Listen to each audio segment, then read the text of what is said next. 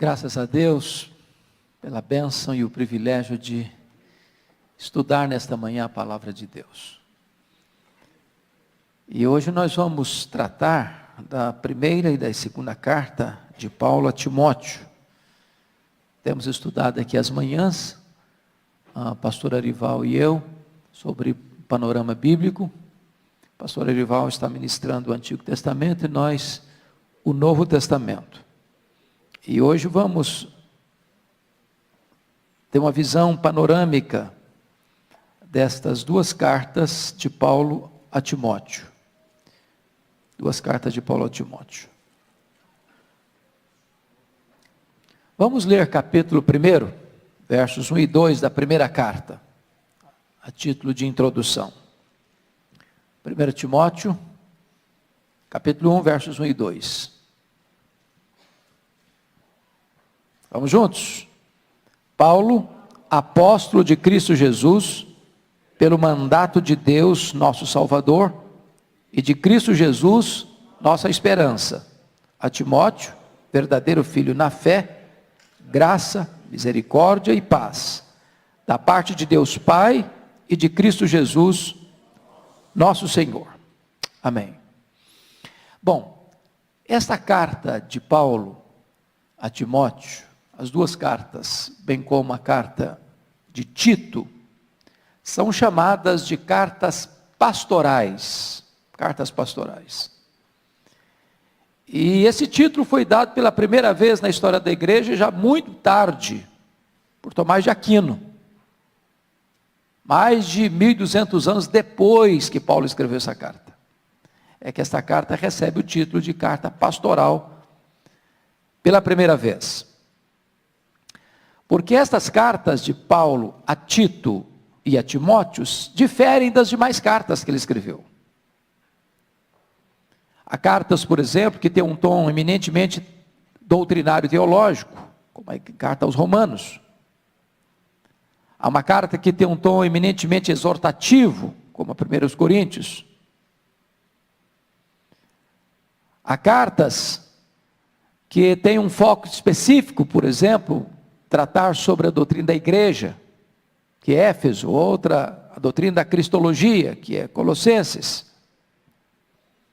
Cartas dirigidas a igrejas específicas, Romanos, Filipenses, Colossenses, Tessalonicenses. Você tem aquilo que nós chamamos na Bíblia de uma carta que foi uma carta muito pessoal, no caso de Filemon, é quase que um memorando. É uma carta de encaminhamento de Onésimo, que era escravo de Filemon, que fugiu da casa de seu senhor, acabou chegando em Roma, por providência de Deus, topa com Paulo na prisão, e ele é convertido a Cristo, e agora Paulo devolve esse escravo a Filemon, não como escravo, mas como irmão em Cristo. Então Filemon é uma espécie de carta muito pessoal. Mas estas três cartas, 1 e 2 Timóteo e Tito, são cartas endereçadas a pastores, que tinham como propósito orientar esses pastores, Timóteo e Tito, a se posicionarem na igreja de Deus. Por isso foram chamadas de cartas pastorais. Você vai notar, no capítulo 3, eu queria que você olhasse aí comigo, versículo 15, o propósito de Paulo escrever essa primeira carta a Timóteo. Aliás, vamos ler os versos 14 e 15. Vamos juntos aí? Escrevo-te estas coisas, esperando ir ver-te em breve, para que, se eu tardar, fique ciente de como se deve proceder na casa de Deus, que é a igreja do Deus vivo, coluna e baluarte da verdade. É um pastor experiente escrevendo para um pastor novo, imaturo ainda, novato ainda, que precisa ter orientação segura de como proceder na igreja de Deus, como lidar com as diversas situações, com os diversos problemas, com as diversas pessoas, com com as diversas necessidades da igreja local. Então esse era o propósito eminentemente de Paulo escrever estas cartas pastorais. Bom, primeiramente vamos olhar o autor dessa carta. Para nós está absolutamente claro, por evidências internas e externas, de que quem remete essas cartas é o apóstolo Paulo. Não há dúvida sobre isso.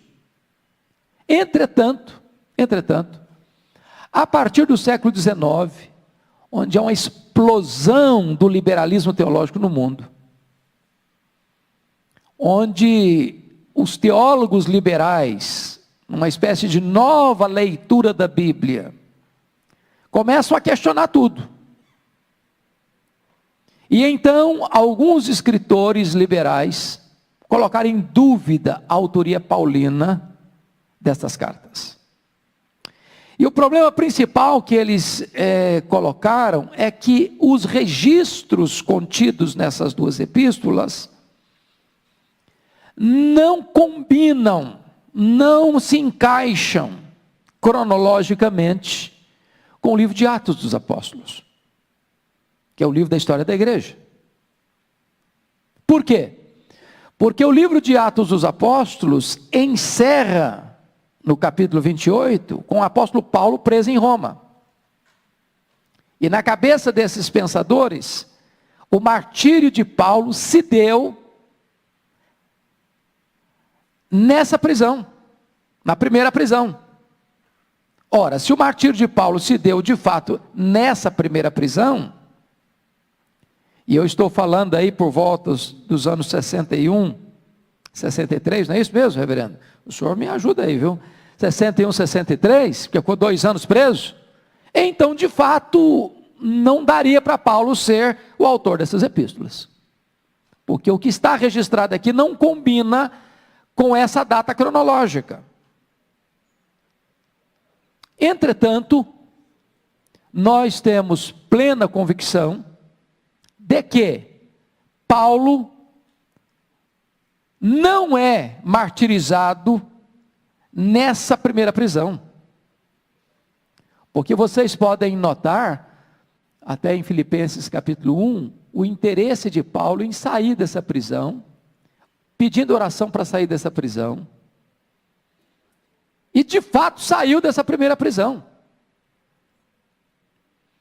E ao sair dessa primeira prisão, ele não saiu para se aposentar, não saiu para vestir um pijama, nem para deitar numa cadeira de balanço.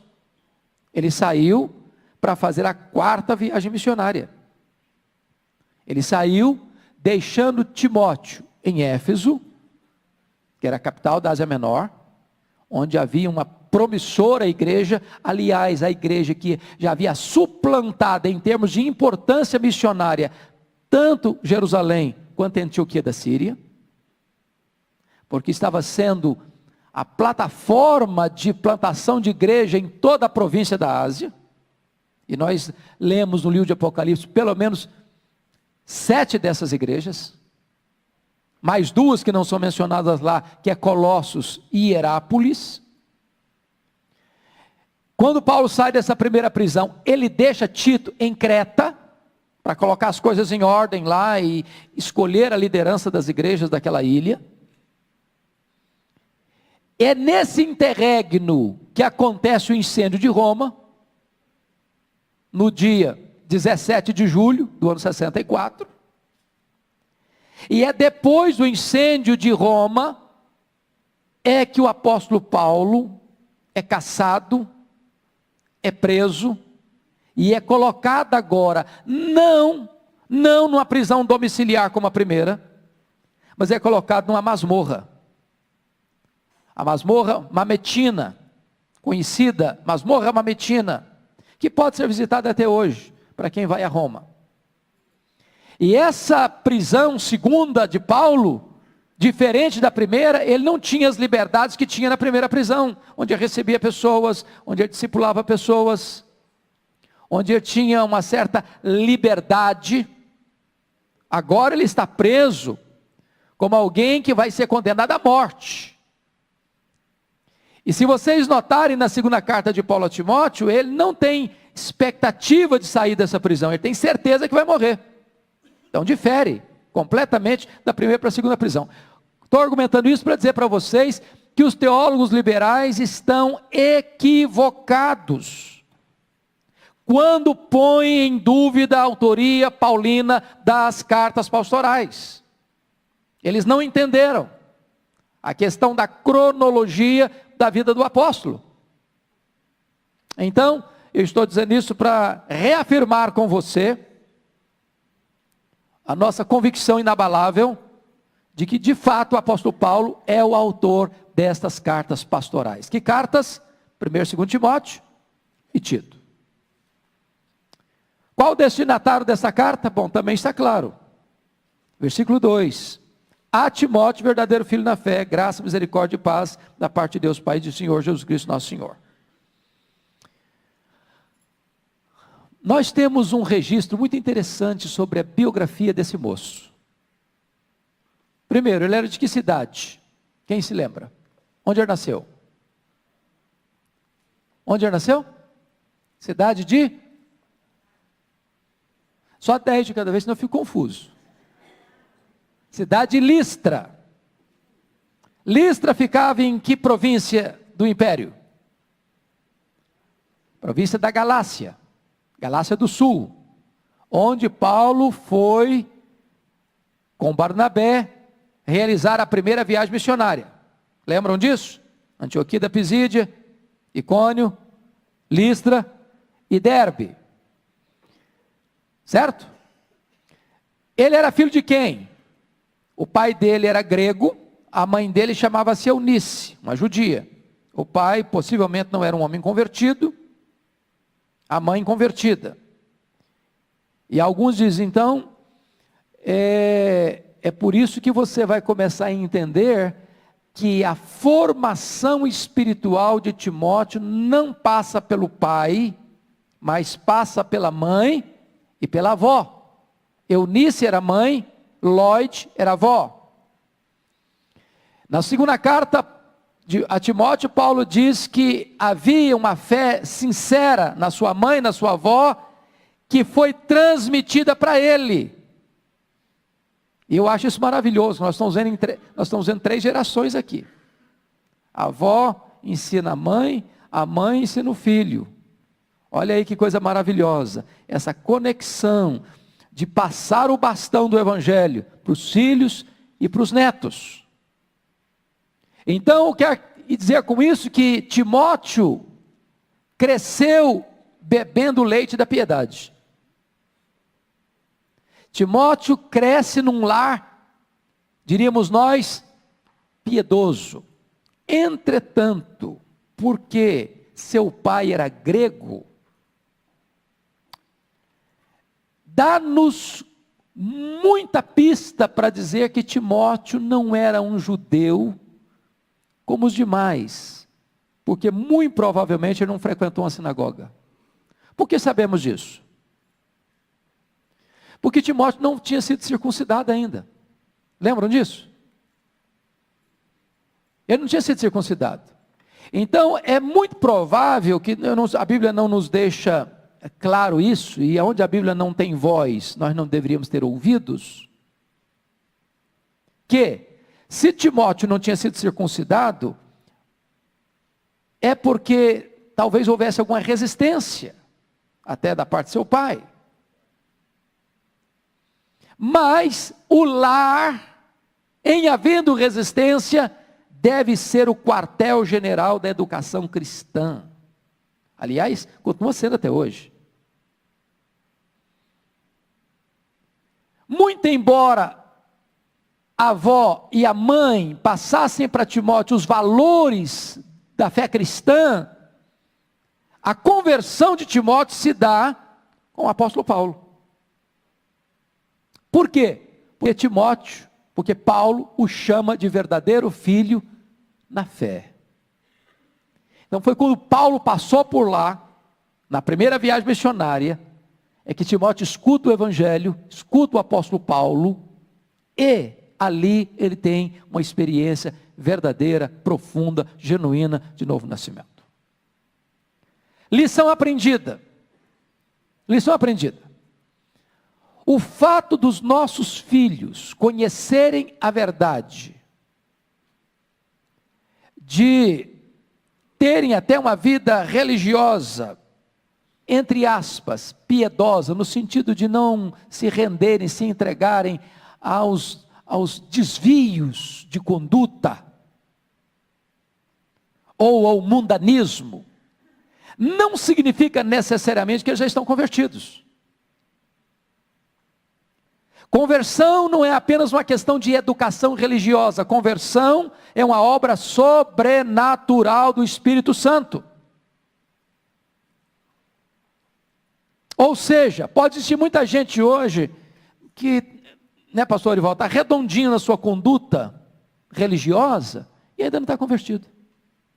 Precisa nascer de novo. Timóteo, então, tem uma experiência de conversão já depois de jovem. E a partir daí, então, você nota que na segunda viagem missionária do apóstolo Paulo, a partir do capítulo 16 de Atos, Timóteo vai se tornar um companheiro do apóstolo Paulo nas suas viagens missionárias. Estando com ele em Filipos, estando com ele em Tessalônica, encontrando com ele em Atenas, ficando com ele em Corinto, 18 meses, indo com ele para Éfeso, indo com ele para Jerusalém, onde ele foi preso, ficando com ele na prisão em Roma, a primeira prisão. Tanto é fato que quando Paulo escreve suas cartas de Roma, da primeira prisão, com Filipenses, por exemplo, Timóteo é uma espécie de coautor da carta, porque ele está junto de Paulo, enviando a carta, de tal maneira que esse rapaz chamado Timóteo transforma-se numa das pessoas mais importantes do ministério do apóstolo Paulo, como cooperador, uma espécie de homem de confiança. E tanto é fato, que quando Paulo sai da primeira prisão, e o mundo está numa espécie de ebulição, porque deu uma guinada no ano 64 com o incêndio de Roma, e o começo da perseguição aos crentes, não agora por parte dos judeus, como estava sendo até agora, mas agora por parte dos romanos, aprove o apóstolo Paulo deixar Timóteo onde? Em Éfeso. E Éfeso era a cidade mais estratégica do cristianismo naquele momento. Muito embora esse Timóteo tivesse algumas limitações. E você vai encontrar 3 problemas ou 3 limitações nele. Primeiro, ele era tímido. Paulo tem que constantemente dizer: meu filho, coragem, meu filho, não se envergonhe de mim no sofrimento, meu filho, pega firme, ninguém despreza a sua mocidade, pelo contrário, meu filho, torna-te padrão aí, fica firme aí. Tímido. Deus chama a gente tímida, sabia? Tem uns caras arrojados igual Arivó assim, que Deus chama de vez em quando, uns caras mais batuta, mas de vez em quando Deus chama os caras tímidos também. Segunda coisa, ele era jovem. Eu não sei quão jovem ele era, não sei se o Arivó já pesquisou isso, mas dizem que na cultura judaica, abaixo de 40 anos o cara é jovem. Não era? Pouco mais, talvez. Não é nenhum pecado ser jovem, viu, gente? Nós que estamos com a cabecinha branca, então queria ficar mais jovem um pouquinho, né, presbítero? Ser jovem é uma bênção. Tem vigor. Às vezes não tem tanta maturidade, mas tem vigor. Tem força. Então, Timóteo era jovem.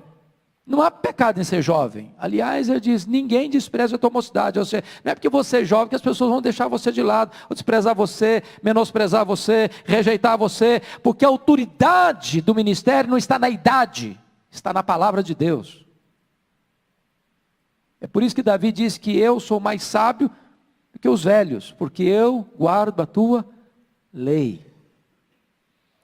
Terceira coisa que era uma limitação em Timóteo, que ele era doente. Ele tinha um problema de estômago, aliás, parece que doença de estômago é doença de pastor, não? Não tinha tagamete, não tinha omeprazol na época. Paulo diz: ó, meu filho, toma um pouquinho de vinho. Agora mistura água lá, para você não ficar meio alterado. E é curioso que até hoje a ciência prova que um pouco de vinho faz bem para a saúde. Estou dizendo para você beber vinho não, demais não, mas... Não, esse não, deixa para lá depois.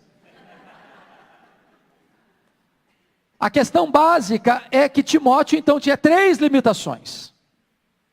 Ele era tímido, ele era jovem e ele era doente. Mas o problema mais sério é o seguinte, irmãos, o grande líder do cristianismo está preso numa masmorra e sabe que vai morrer. E esse bastão precisa ser passado para Timóteo. Tá? Como é que é esse homem? Você quer dar uma olhadinha no caráter desse homem? Vamos dar uma olhadinha fora da carta, só para a gente entender um pouquinho, antes de entrar numa análise mais pontual das epístolas. Vai lá para Filipenses capítulo 2.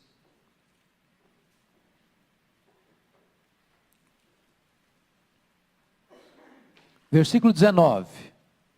Filipenses 2:19.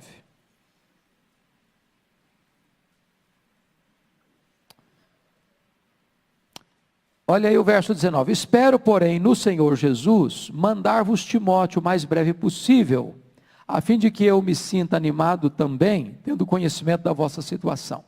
Você leu o 20 comigo? Porque a ninguém tenho de igual sentimento, que sinceramente cuido dos vossos interesses. Versículo 21. Pois todos eles buscam o que é seu próprio, e não o que é de Cristo Jesus. Versículo 22. E conheceis o seu caráter provado, pois serviu ao Evangelho junto comigo, como filho ou pai. Versículo 23. Este com efeito é quem espero enviar, tão logo tenha eu visto a minha situação. Então vamos pontuar algumas coisas aqui. Quem era esse moço? Primeiramente, no verso 20, Paulo diz que ele era um camarada singular. Ninguém tem o de igual sentimento. Então, Timóteo tinha uma espécie de lugar especial no coração de Paulo. Talvez a pessoa mais próxima de Paulo. Era chamado de filho.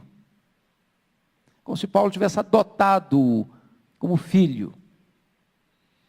Depois, é um homem que vive de forma altruísta e não egoísta, que sinceramente cuide dos vossos interesses. Ele está enviando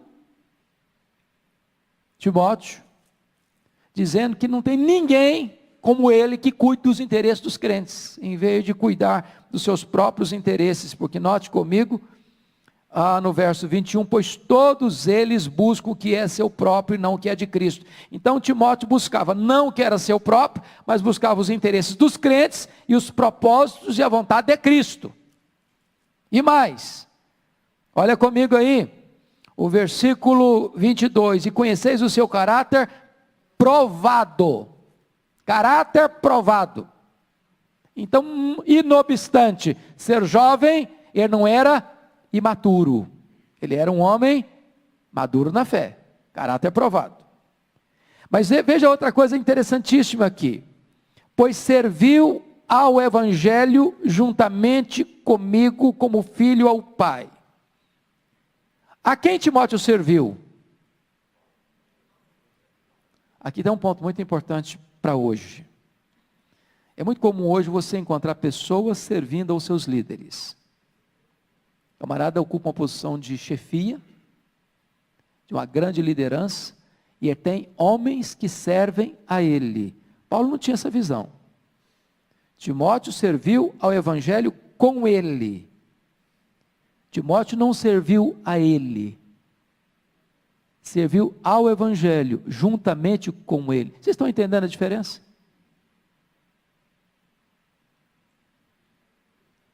Agora, a relação pessoal era de filho para pai.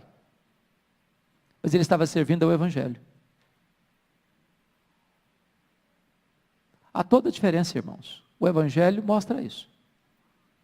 Paulo não era uma espécie de grande líder, no sentido de que, olha, todos vocês me servem, eu vou viver assim meio bacana, e vocês me atendam. Paulo está na lida, Paulo está junto, Paulo está na trincheira. Paulo não é diferente. Então este é o homem. Bom, a data das cartas, quando foram escritas, então para nós já ficou claro, não é isso? Quando é que Paulo escreveu a primeira carta? Já que vocês pegaram a ideia. Quando que ele escreveu a primeira carta, Timóteo? Entre a primeira prisão e a segunda prisão. Não consta que ele tenha escrito esta carta da primeira prisão, e não consta que ele tenha escrito essa carta depois que foi preso a segunda vez. Portanto, ele escreveu essa carta em que período? Entre a soltura da primeira prisão e a segunda prisão. Então foi nesse interregno que o apóstolo Paulo escreveu 1 Timóteo. E também Tito. Também Tito. Segunda pergunta, quando é que Paulo escreveu a segunda carta a Timóteo? Quando? Quando? Quando ele já estava na segunda prisão. Estava preso, com a certeza de que ia morrer. Então, está claro isso para vocês? Está claro? Escreveu a primeira carta depois da primeira prisão e antes da segunda prisão. Escreveu a segunda carta da segunda prisão. Ok.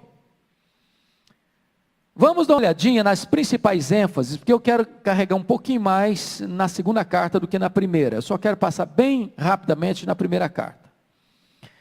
Na primeira carta, ele está escrevendo para ensinar Timóteo, antes dele chegar, porque ele está em viagem e retornaria a Éfeso, mas enquanto ele não retorna a Éfeso, ele está mandando essa carta para ensinar Timóteo como proceder na igreja de Deus. Timóteo tinha alguns problemas lá. Primeiro, capítulo 1, ele trata dos falsos mestres. Então, como é que você lida com isso? Depois, nesse capítulo 1 ainda,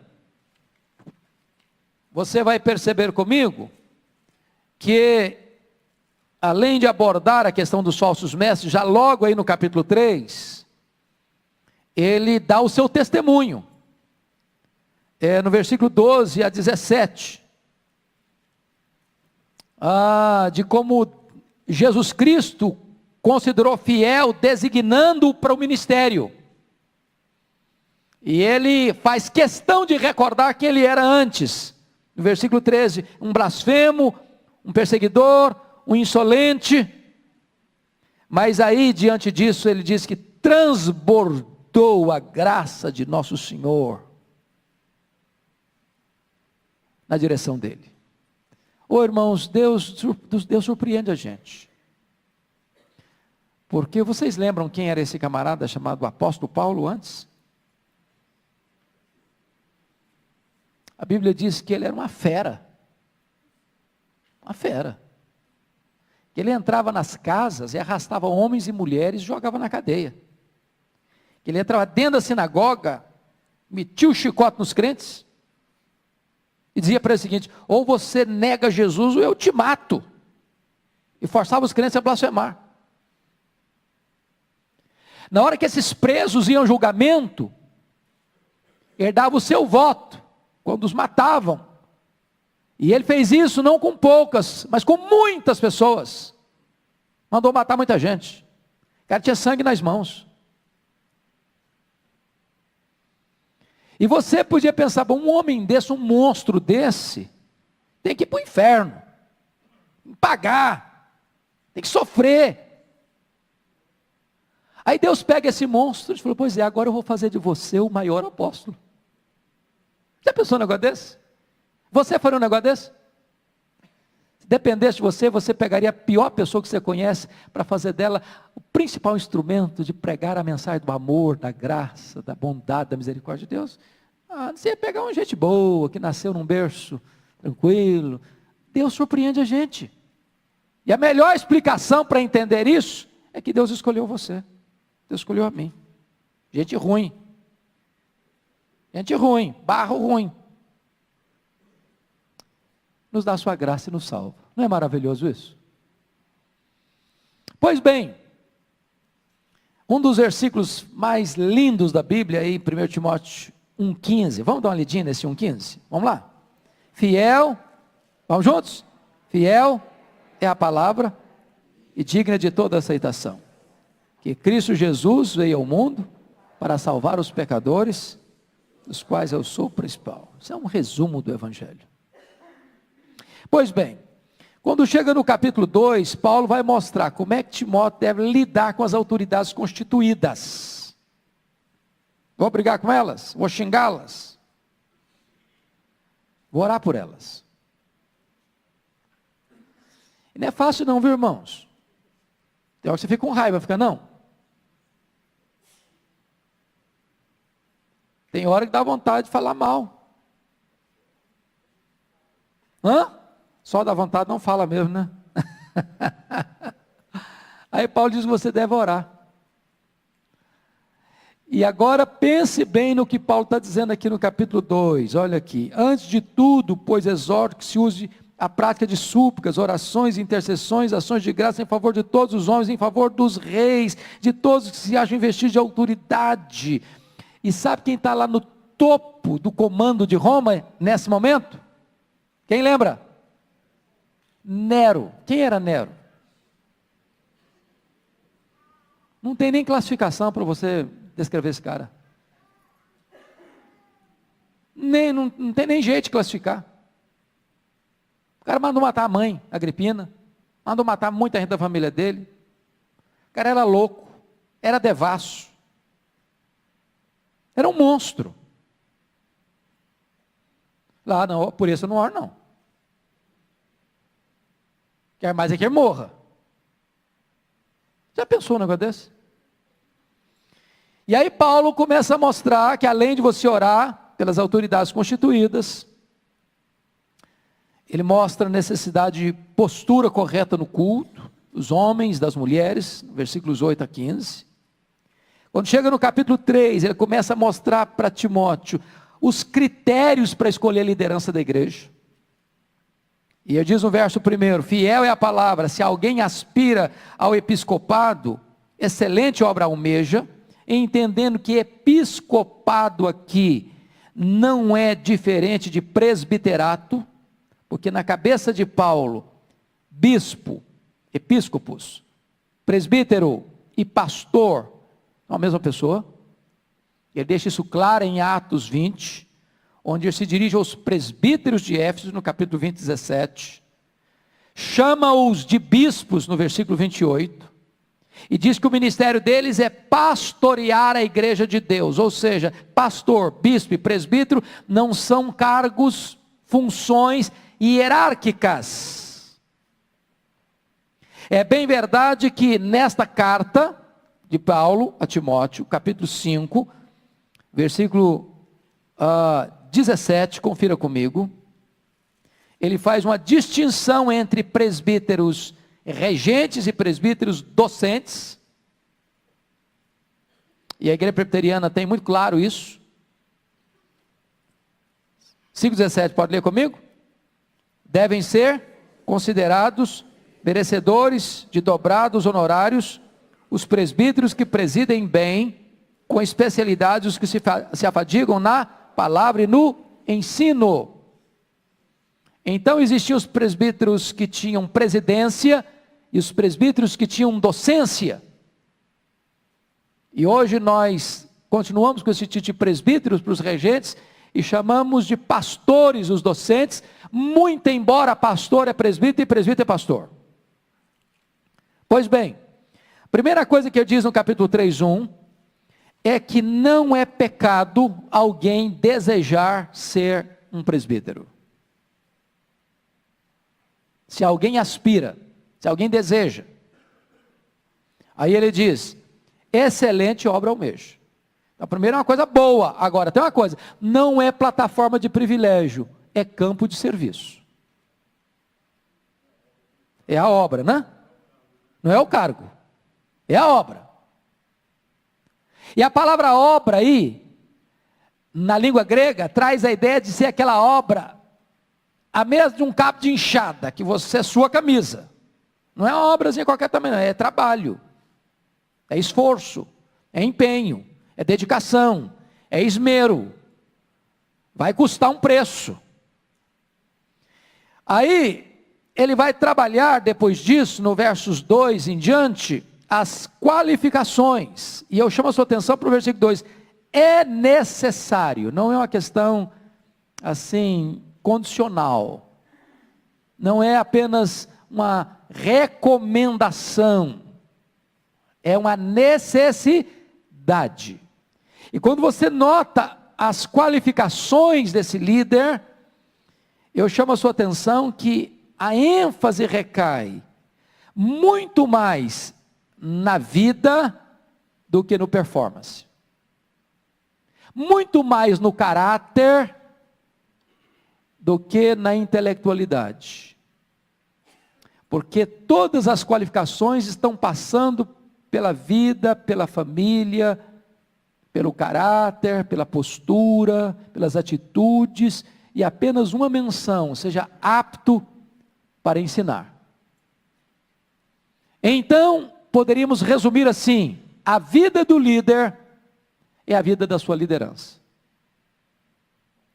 Aí poderíamos ir além, citando uma frase de John Chao: os pecados do líder são os mestres do pecado.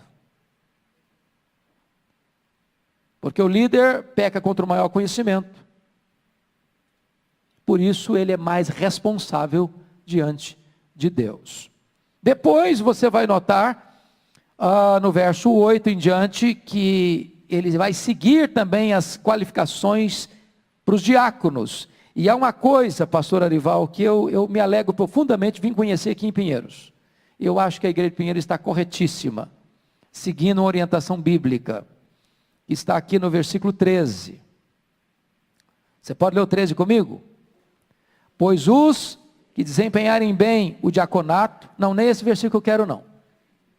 O versículo 10. Aos 10, vamos juntos? Também sejam estes primeiramente experimentados, e se mostrarem irrepreensíveis, exerçam o diaconato. Eu acho maravilhoso que essa igreja tenha adotado, por orientação do nosso pastor, que é o diácono trainee. Está na Bíblia isso. Ou seja, antes de um irmão concorrer ao diaconato dessa igreja, primeiro ele é treinado. Primeiro ele exerce a função sem receber a ordenação. Se ele dá provas de que ele exerce isso de forma bíblica, então ele está apto para concorrer a uma eleição de diaconato. Louvado seja Deus, porque essa igreja tem seguido à risca o que está preceituando aqui a Escritura. Quando chega no capítulo 4, ele vai mais uma vez trabalhar a questão da apostasia dos últimos tempos, das falsas doutrinas, dos falsos mestres, e eu chamo a sua atenção para dois aspectos. Primeiro, as pessoas que estavam proibindo o casamento. E segundo, as pessoas que estavam proibindo alimentos. Então, duas práticas do falso ensino. É proibir o que Deus dá como bênção. Casamento é ordenança de Deus. Então, proibir casamento é doutrina de demônio, porque o que é contrário a Deus vem do demônio. E alimento, nós temos hoje uma série de grupos religiosos no Brasil em que quer categorizar a espiritualidade por aquilo que você come ou deixa de comer. Isso é bobagem. Bobagem, porque o Jesus Cristo disse: o que contamina você não é o que entra pela boca, é o que sai da boca, que vem do coração. Hoje nós já escutamos isso aqui. O problema do homem não está na estrutura política, econômica só não. O problema do homem parte de quê? É do coração. O pastor Ival explicou isso para nós hoje. Então tudo aquilo que é recebido com ações de graças, coma. Coma, então não é porque, não, eu não como carne porque carne é pecado, eu não como isso porque isso aqui é pecado, eu não como aquilo porque aquilo é pecado. O problema não é esse. Você pode ser vegetariano, você pode ser carnívoro, você pode comer o que você gosta e o que faz bem para o seu corpo também. Se o médico fala que você não deve comer, então de vez em quando você corta lá o pudim, né? E agora eu estou cortando o pudim, viu? Para não comer inteiro. Né? Não comer inteiro. Muito bem, quando chega no capítulo capítulo 5, ele vai tratar aí como é que um pastor deve agir, sobretudo o pastor jovem, né? Ele diz o seguinte: você, quando for repreender um homem idoso, exorta como seu pai. Está vendo? Que coisa chique. Nós batemos continência para o senhor. Entendeu? Quando for exortar um moço, conversa com ele como se fosse seu irmão. Então, se você for conversar com o mais novo, trate-o como fosse um filho. E eu acho isso maravilhoso, irmãos. Maravilhoso, porque na igreja de Deus nós somos uma família. Às vezes nós podemos errar, não no conteúdo, mas errar na forma. Não é isso? Você pode lidar com o irmão tratando a coisa certa, mas se a maneira foi errada, você estraga tudo também. Estraga tudo. E Paulo está orientando esse jovem pastor como se posicionar. Logo em seguida ele trata num aspecto longo aí das viúvas. Naquela época, quem ficava na viuvez, sobretudo a mulher, ficava fadado a uma situação de muita dificuldade financeira. E aí Paulo orienta que tipo de viúva que a igreja deve assistir.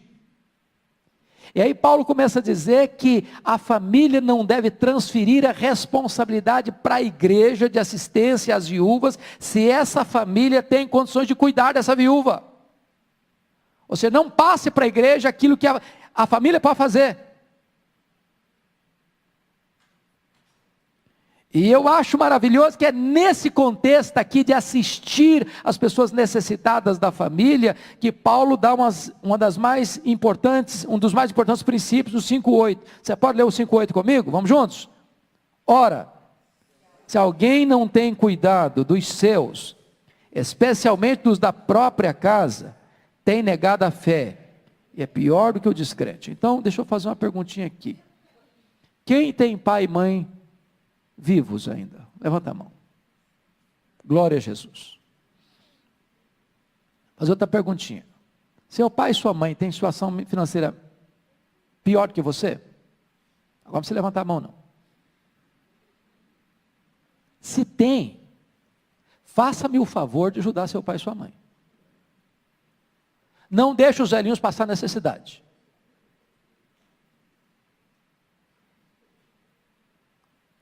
Dá uma olhadinha lá se a geladeira da mamãe não está lá precisando de uma reforma, ou botar uma nova em casa. Veja se os velhinhos não estão dormindo lá com ventilador, que já faz mais barulho que tudo, botar um arzinho condicionado lá. Porque se você não está cuidando daqueles que precisam de ajuda dentro da sua família, diz a Bíblia, você está negando a fé. Você tem que ajudar a todos, mas primeiro a sua família, depois os domésticos da fé, depois as demais pessoas, até os inimigos. Mas comece por um grau de prioridade. Primeiro a família, depois os domésticos da fé, depois as demais pessoas.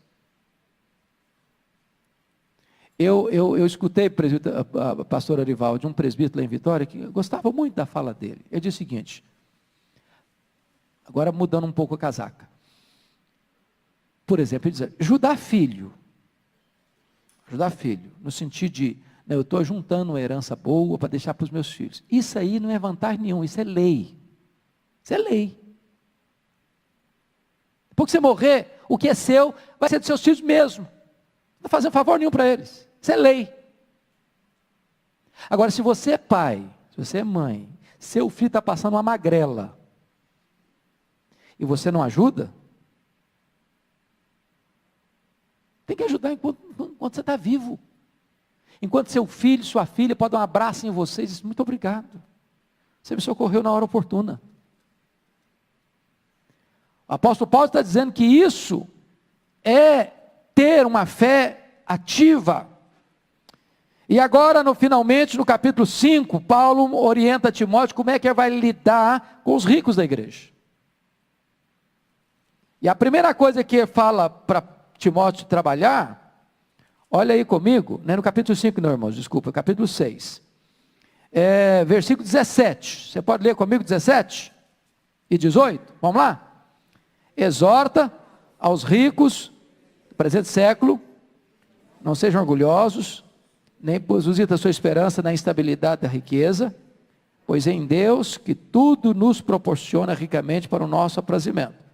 Que pratiquem o bem, sejam ricos de boas obras, generosos em dar e prontos em repartir. Versículo 19. Que acumulem para si mesmos tesouros, sólido fundamento para o futuro, a fim de se apoderarem da verdadeira vida. Então, não é pecado ser rico. Paulo não está dizendo, olha, você fica lá batendo os ricos. Não, não fala isso não. Exorta-os a serem o quê? Ricos em boas obras, generosos no repartir. Eu gosto muito de um princípio da reforma, um lema que era muito usado: o mistério do pobre e o ministério do rico. A Bíblia diz que Deus faz o rico, Deus faz o pobre. Para quê? Para que o rico socorra o pobre, para que o pobre não tenha necessidade, e o pobre agradeça a Deus pelo rico que supriu sua necessidade. E desta maneira, a generosidade no coração do rico e a gratidão no coração do pobre. E a família de Deus é edificada e Deus é exaltado. Mas aí vamos para o capítulo, segunda carta de Paulo a Timóteo. E o Dr. John Stott, que é considerado o maior exegeta do século passado, já falecido, ele escrevendo um comentário desta epístola, ele disse que poderíamos resumir essa segunda carta em 4 palavras. Primeira palavra, guarda o Evangelho. Você pode ler 1,14 comigo, segunda carta?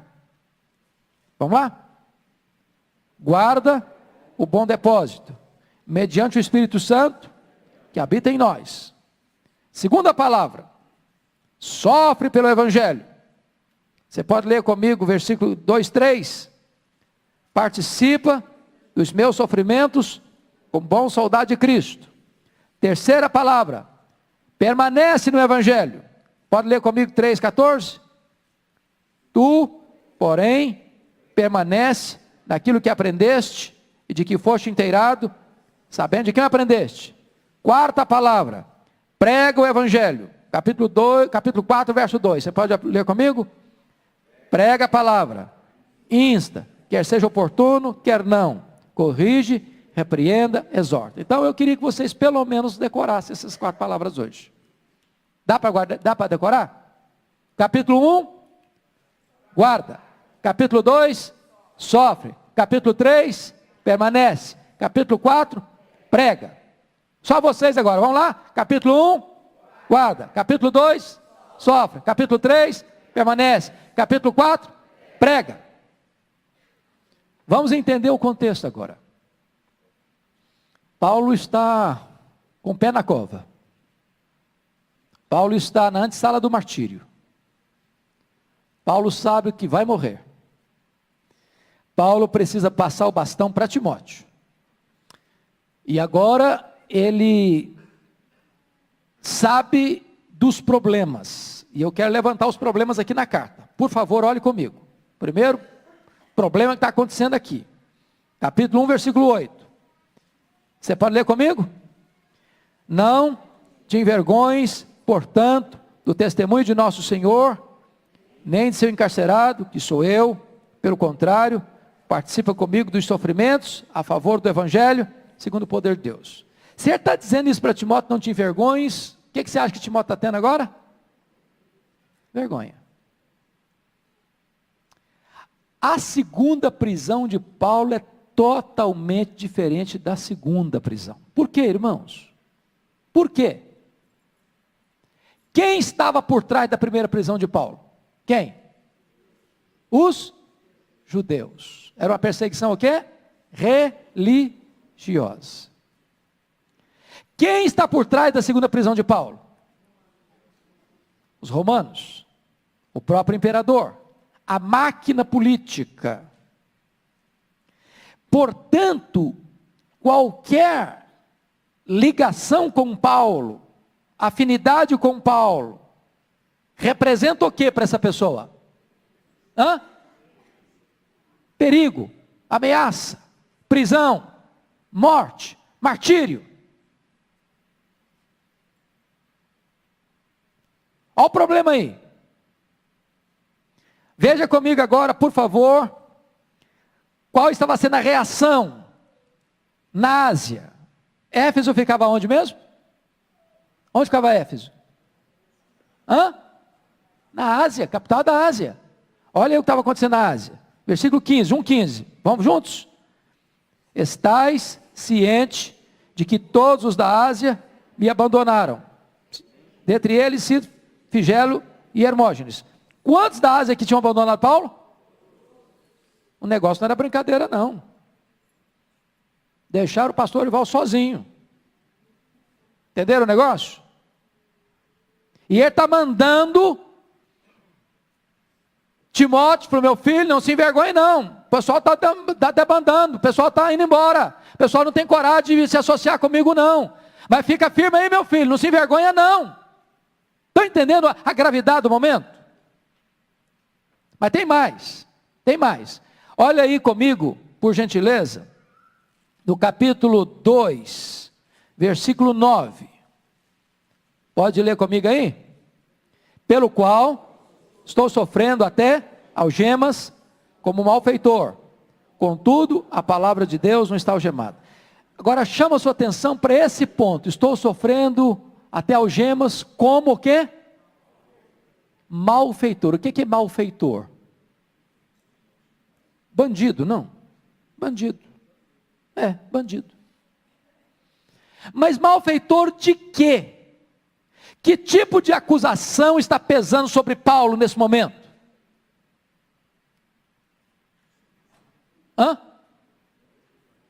Qual o problema que está acontecendo aqui? Que grave acontecimento veio à tona no dia 17 de julho do ano 64. O incêndio de Roma. A história nos informa isso, de que Nero encontra um álibi para botar a culpa do incêndio nos crentes. Qual foi o álibi dele? Qual foi o álibi dele? É que dos 14 bairros de Roma, 10 foram destruídos pelas chamas. Os 4 bairros que não foram devorados pelas chamas eram densamente povoados por judeus e cristãos.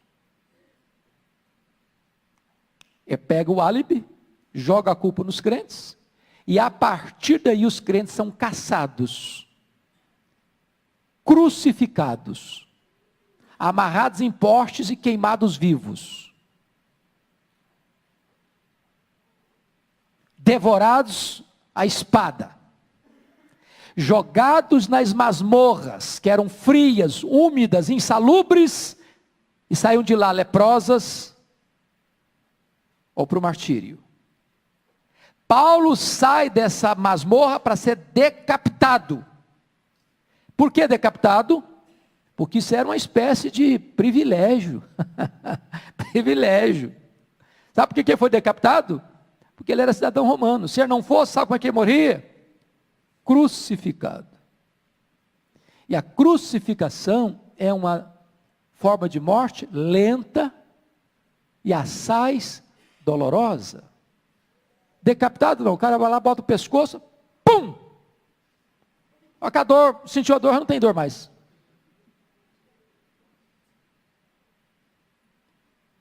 Então notem vocês, no versículo 2:9, pelo qual estou sofrendo até algemas como malfeitor. O apóstolo dos gentios agora é um bandido, no conceito de Roma.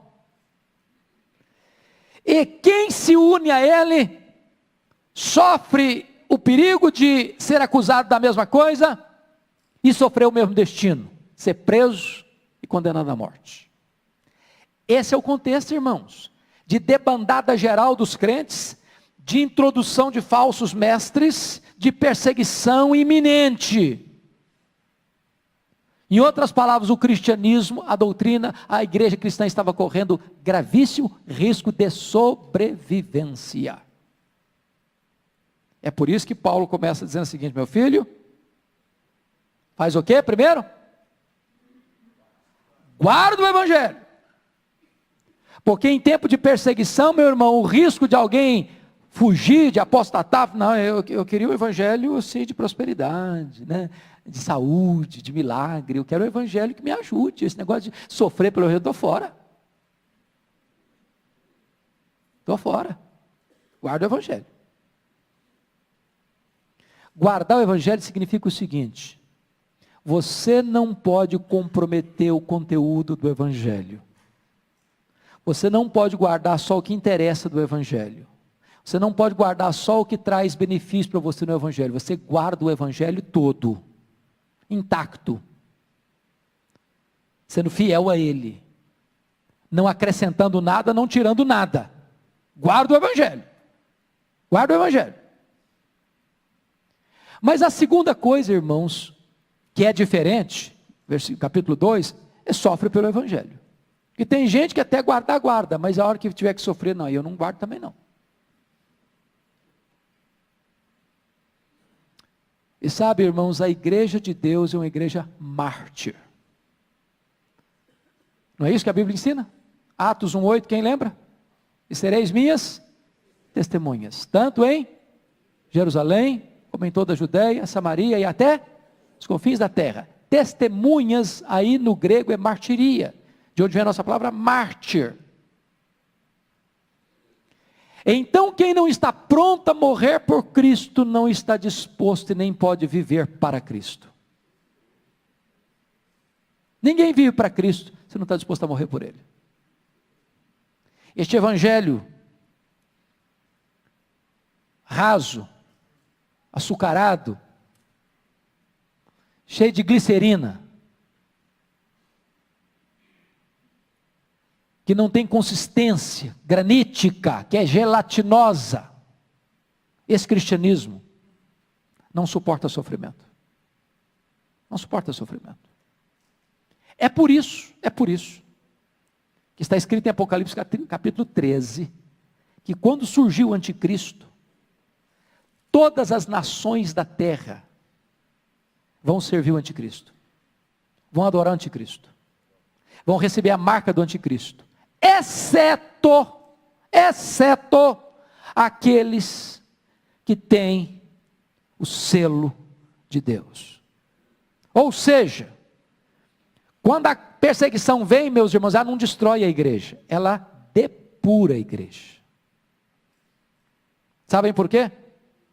Porque quem é crente apenas de rótulo, gelatinoso, nominal, esse vai fazer o que os crentes já fizeram, fugiram. Mas quem é verdadeiramente convertido, sofre pelo evangelho, morre pelo evangelho, e não apostata do evangelho. Terceiro verbo é permanece. Porque agora aí entra toda a sedução dos falsos mestres. Um evangelho mais light, uma cruz menos pesada, um evangelho mais humanista, entendeu? É triste, irmãos, eu não sei se vocês já ouviram Joel Osteen, nos Estados Unidos, lá em Houston, no Texas. É um dos templos mais amplos, mais belos, uma das igrejas que mais cresce na América, e um dos pregadores mais agradáveis de ouvir, eu tenho que admitir isso. O cara é um showman. Mas ele diz no púlpito da igreja dele, aqui na nossa igreja não se prega sobre o pecado. O pastor Arival não seria convidado para pregar lá, esse sermão que pregou de manhã. Não, pecado não, o povo já está muito machucado, o que é isso? O cara já está amarrotado da vida, inflação, 12 milhões de desempregados, um governo complicado, uma situação complicada, agora o cara já vem meio machucado para a igreja, você ainda vai pregar sobre pecado para ele, o que é isso aí? Também demais. Vamos pregar o evangelho mais light. Vamos dar um upgrade no camarada. Não, você é o cara. Você é bom. Dá uma B12 na veia dele para passar uma semana boa. E aí aquele evangelho de autoajuda, aquele evangelho assim, só de coisa boa. Não tem, você nunca fala de problema, só coisa boa, só coisa boa. Aí o cara sai todo cheio de si, todo vazio de Deus. Aí Paulo diz assim, permanece, meu filho. Aqui que você aprendeu. Muda não. Muda a casaca não. Ah, mas pastor, a igreja da esquina aqui, ó, começou ano passado, já tem 1000 membros. Nós estamos aqui relando, suando a camisa. Ah, não, eu quero um negócio que tem mais resultado, que vem mais gente. Ok. Nós queremos gente também, nós queremos multidão também. O pastor Ivaldo diz, não adianta nada ter esse prédio aqui, não ter gente. Nós queremos gente também, mas não a qualquer preço. Não a qualquer custo. Não mudando o evangelho. Não pregando outro evangelho. Não pregando para agradar as pessoas. O compromisso aqui não é agradar a gente, o compromisso aqui é glorificar a Deus e pregar o evangelho da salvação. Permanece.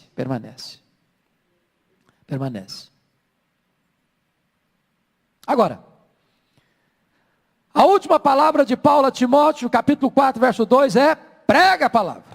E aqui, irmãos, eu acho que nós presbiterianos, eu não estou falando da igreja de Pinheiros não, graças a Deus. Mas nós, de uma forma geral, tem hora que eu fico pensando que nós até cumprimos assim, o primeiro, guarda o evangelho. Tem gente que guarda, tão bem guardado o evangelho, que guarda assim as 7 chaves, entendeu? É meu e ninguém tasca. É meu e ninguém tasca, é para mim. Entendeu? Tem gente guardando demais o evangelho. O cara mora do lado do cara, assim, ninguém sabe que ele é crente. O cara trabalha 20 anos na repartição pública, ninguém sabe que ele é crente. O cara trabalha na empresa lá, ninguém sabe que ele é crente. O cara pega o mesmo táxi todo mês, ninguém sabe que ele é crente. O que é isso? Prega o evangelho, prega a palavra. Prega a palavra. Prega a palavra. Bom, depois disso, irmãos, essa carta encerra, fecha, com o testemunho do apóstolo Paulo, no final da sua vida. E para mim é um dos textos mais emocionantes da Bíblia. É o capítulo 4, 6 a 18. Porque ele vai fazer um balanço. No versículo 7 vai tratar do passado dele. Combati o bom combate, completei a carreira, guardei a fé. No versículo 6 ele vai fazer uma análise do seu presente. Quanto a mim, já estou sendo oferecido por libação, e o tempo da minha partida é chegado. Estou indo para a espada, estou indo para morrer. Mas não é Roma que vai me matar, é eu que vou me entregar. Eu não vou me entregar para Roma, eu vou me entregar para Deus. Eu não sou prisioneiro de César, eu sou prisioneiro de Cristo, embaixador em cadeias. No verso 8, ele vai fazer uma análise do seu futuro. Já agora a coroa da justiça me está guardada, a qual o Senhor reto juiz me dará naquele dia.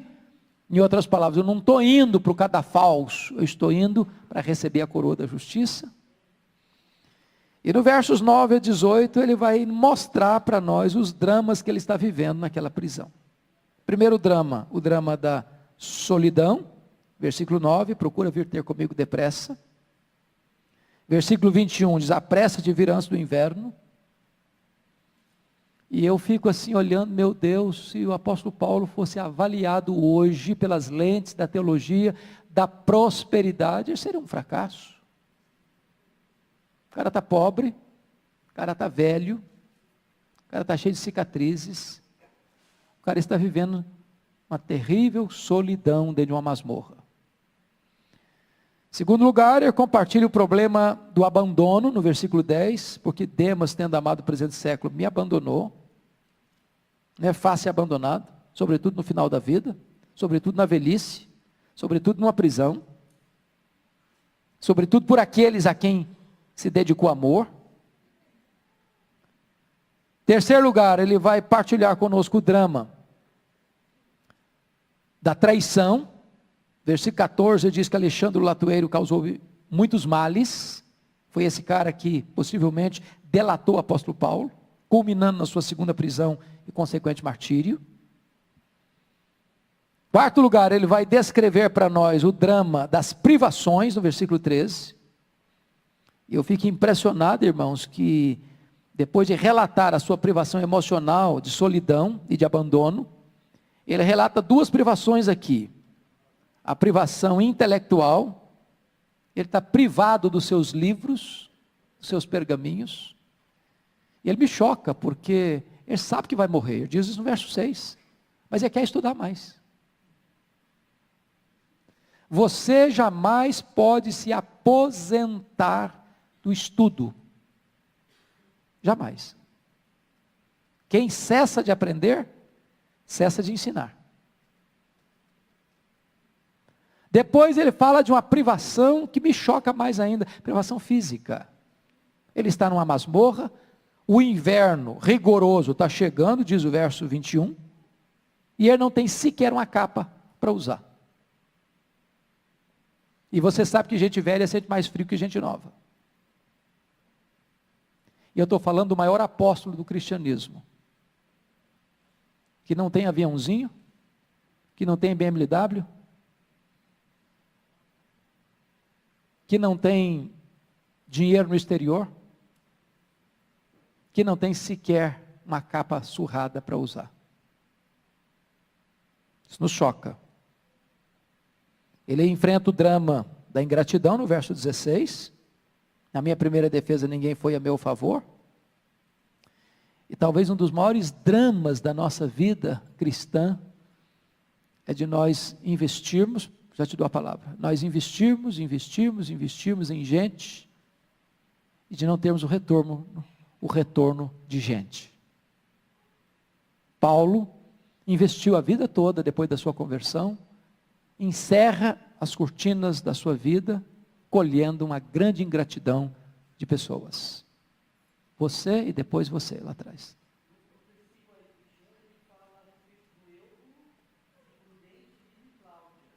Versículo? Aham. Aham. Sim, mesmo fazem, apresse vezes o inverno, Eubulo te envia saudações, o mesmo fazem Prudente, Lino, Cláudio e irmãos todos. E aí a sensação que você tem é que esses irmãos estão presos, porque a perseguição era generalizada. Está escrevendo de dentro de uma masmorra.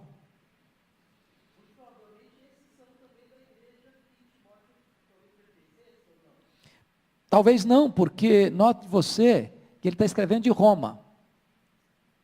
E Éfeso ficava numa província muito longínqua de Roma. Muito provavelmente esses irmãos eram irmãos mais próximos ali de Roma. A Bíblia silencia, eu não posso afirmar. Como disse, onde a Bíblia não tem voz, eu não devo ter ouvidos. A irmã pediu, cadê? Foi você que pediu a palavra? Não. Ok. Então, fechando. O que me deixa, assim, extremamente feliz com essa carta, é o que Paulo escreveu nos versos 17 e 18. Apesar de fechar as cortinas da vida com determinadas decepções de não correspondência de amor, ele diz algo maravilhoso no verso 17 e 18. Você pode ficar de pé e ler comigo 17 e 18 para a gente encerrar? Vamos juntos? Mas o Senhor me assistiu, me revestiu de forças, para que por meu intermédio a pregação fosse plenamente cumprida, e todos os gentios a ouvissem. E fui libertado da boca do leão. O Senhor me livrará também de toda obra maligna, e me levará salvo para o seu reino celestial. A Ele glória pelos séculos dos séculos. Amém. O que esse texto está querendo me dizer, eu acho que você concorda com esse viés, com essa interpretação, é que a recompensa não é recebida aqui. Nós ainda não chegamos em casa. O galardão vai ser recebido quando nós chegarmos em casa. Quando o nosso grande Deus e Salvador Jesus Cristo olhar dentro dos nossos olhos e nos falar: vinde, benditos de meu Pai, entre na posse do reino, que vos está preparada desde a fundação do mundo. Entra no gozo do teu Senhor.